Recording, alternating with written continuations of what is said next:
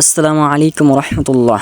আজকে ভিডিওটা অনেক গুরুত্বপূর্ণ। এখানে দেখতে পাচ্ছ যে কালার ব্যান্ডের পরীক্ষার জন্য শুরু হয়ে গেছে।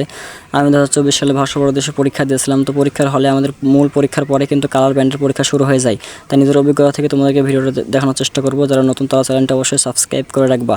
তো আমাদের প্রশ্ন ডাউনলোড হয়ে যাচ্ছে। আগে একটা কথা বলে রাখি, তোমরা যারা পরীক্ষা দেবা, তুমি যদি পরীক্ষায় 200 পাও, তোমাদের চোখের সমস্যা থাকে, তাহলে কিন্তু তুমি কোরিয়া যেতে পারবে না। তারা কিন্তু চোখের কি অনেক গুরুত্ব দেয়। চোখে একটু সমস্যা হলে তোমাকে কিন্তু আর নেবে না।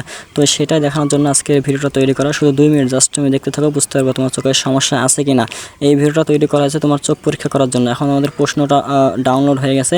এখন আমরা দেখো আর কিছু বাকি আছে, শুরু হয়ে গেছে। স্টার্টে চাপ দেবা, শুরু হয়ে যাবে পরীক্ষা। এখন স্টার্টে আমরা চাপ দেব। এখানে 40টা কোশ্চেন দেখাচ্ছে। আমরা 40টা কোশ্চেন অ্যান্সার করবো না। আমরা আজকে দেখাবো কালার ব্যান্ড কীভাবে পরীক্ষা দিতে হয়, কালার ব্যান্ড কীভাবে আসে। তো এখানে শুধু আমরা একটা সলভ করে আমরা চলে যাবো, কারণ একটা সলভ না করলে কিন্তু আমাদের সাবমিট করতে দিবে না। তাই শুধু একটা সলভ করলাম। এবার আমরা কিন্তু সাবমিট অপশনে চলে যাবো। সাবমিট অ্যান্ড ফিনিশের টিপ মারবো, সাবমিট হয়ে যাবে। তারপর আমাদের যে এটা হচ্ছে মূল পরীক্ষা, এটা দেখানোর জন্য তোমাদের কিন্তু ভিডিও তৈরি করা। তো এখানে কত আছে? 8। এই 8টা তুমি যদি বুঝতে পারো তাহলে মনে করবো তোমার চোখের সমস্যা নাই। আর 8 তুমি যদি বুঝতে না পারো তাহলে মনে করবো তোমার চোখের সমস্যা। অনেকে সিগারেট খায়, গাঁজা খায়, মদ খায়, তারা কিন্তু পরীক্ষায় দিলেও কিন্তু পারবে না।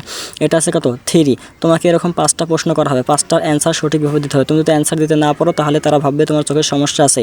রঙের ভিতরে এভাবে লেখা থাকে, এই লেখা যদি তুমি বুঝতে না পারো তাহলে তারা ভাববে তোমার চোখের সমস্যা। এরপর আছে 9। এই অক্ষরগুলো তুমি ইংরেজি ভাষায় বলতে হবে, 9, 8, 5 এইভাবে বলবা।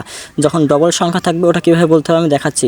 ডবল সংখ্যা যেমন 15 আছে, তোমাদেরকে এটা বলতে হবে 15 তোমাকে এইভাবে বলা লাগবে, একটা একটা করে বলতে হবে, কারণ 2টা বলতে লাগলে ভুল হয়ে যাবে। 15 বলবা। এরপরে দেখো, এরপরে আছে কি, এরপরে অপশন হচ্ছে 29। এরপরে অপশন আছে 29। দেখো 29, এটা 29 বলা যাবে না, এটাকে বলতে হবে 29।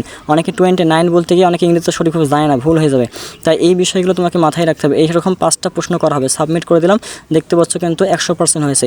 তো ভিডিওটা অবশ্যই কেমন হয়েছে জানাবা, কারণ এই পরীক্ষা তোমরা নিজেরা দিবা, দেখবা কেমন হয়। যদি তোমাদের পরীক্ষার লিঙ্ক না থাকে অবশ্যই কমেন্ট করবা, লিঙ্কটা তোমাদেরকে দেখানো হবে ইনশাল্লাহ।